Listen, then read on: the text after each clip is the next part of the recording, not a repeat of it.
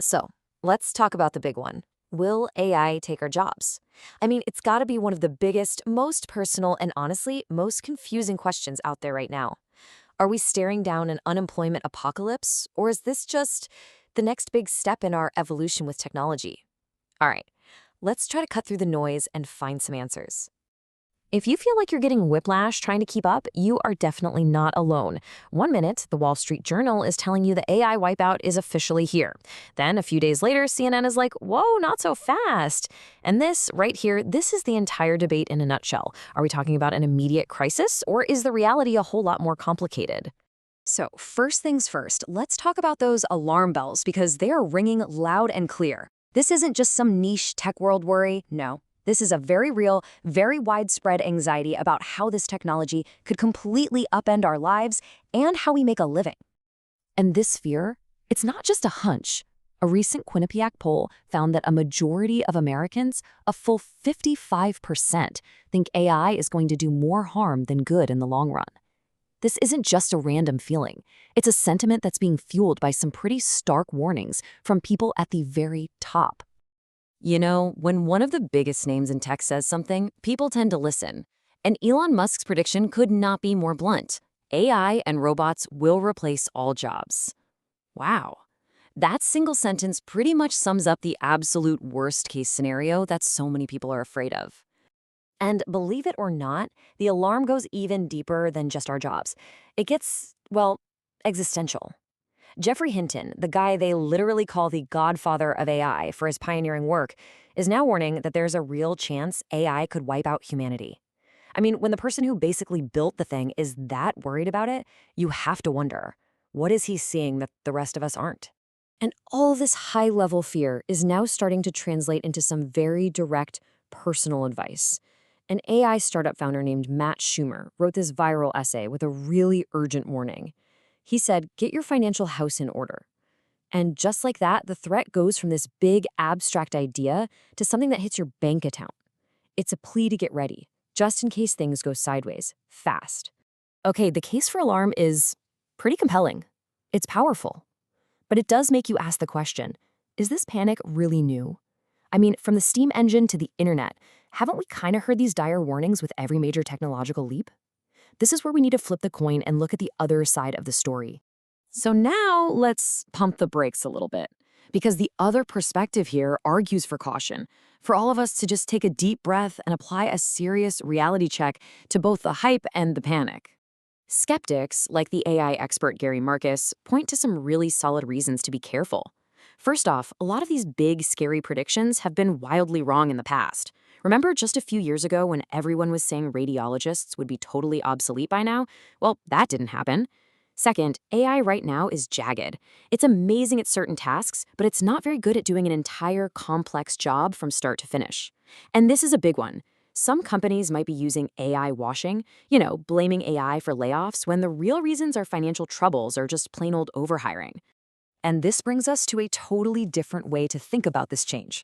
So instead of a giant crashing wave that wipes out entire professions overnight, new research from MIT suggests it's more like a rising tide, a slow, gradual change that affects little tasks across the whole economy. And that subtle difference is huge, because it means we might have a lot more time to adapt than the panic peddlers suggest. So what do the actual numbers say? Well, a Yale Budget Lab analysis dug into all the labor data since ChatGPT exploded onto the scene. And you know what they found? Basically, nothing. No significant employment disruptions. So far, the jobs apocalypse that so many people were bracing for just hasn't materialized in the data. Okay, so you've got the alarmists over here, the skeptics over there. So where does that leave the rest of us? Well, the truth, as usual, seems to be somewhere in the middle. The real question we should be asking isn't if jobs are going to change, they are, but whose jobs are most at risk. Now this chart from GovEye and the Brookings Institution gives us a really powerful new way to look at this. You see those two axes? The horizontal one shows a job's AI exposure. Basically, how much of it could be automated. But that vertical axis is the real game changer. It shows adaptability, how easily a person in that job could pivot to something new. The real story, the real risk, is all about how those two things interact. And here's the crucial takeaway. Just because your job has high exposure to AI doesn't automatically mean you're in trouble. Let's look at two examples. A web designer has really high AI exposure, right? But they also have high adaptability. Their skills are really transferable. On the other hand, a secretary also has high AI exposure, but the data suggests lower adaptability, and that makes that role much more vulnerable. It's the combination of the two that really tells the story. And when you dig into that most vulnerable group, a really stark and critical picture emerges. This chart zooms in on that bottom right corner, the jobs with high exposure and low adaptability. And the finding is staggering. A full 86% of the workers in that most at-risk category are women, mostly in clerical and administrative jobs. It's a powerful reminder that the impact of this change is not going to be felt equally by everyone. Okay, I know this can all feel a bit heavy, but the story doesn't just end with what AI is doing to us. The last and maybe most important part of this whole puzzle is what we can do about it. How do we actually learn to work with this new technology, not against it?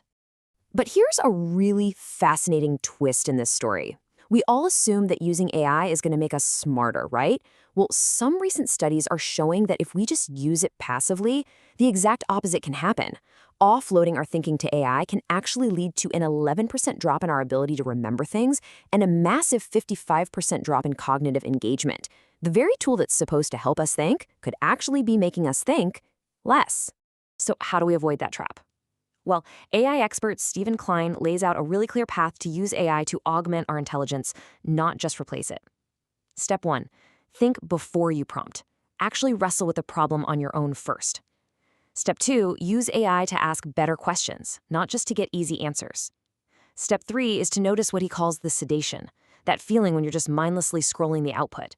When you feel that, pause. And finally, the goal isn't to go faster, it's to go deeper. Because in the end, this isn't just about technology or the economy. It's about our society. And that brings us to this final thought from Senator Bernie Sanders. A technology this powerful, this transformative, can't just be left in the hands of a few billionaires in Silicon Valley. So the real question isn't just what AI is going to do to us, but what kind of future we, all of us, are going to choose to build with it.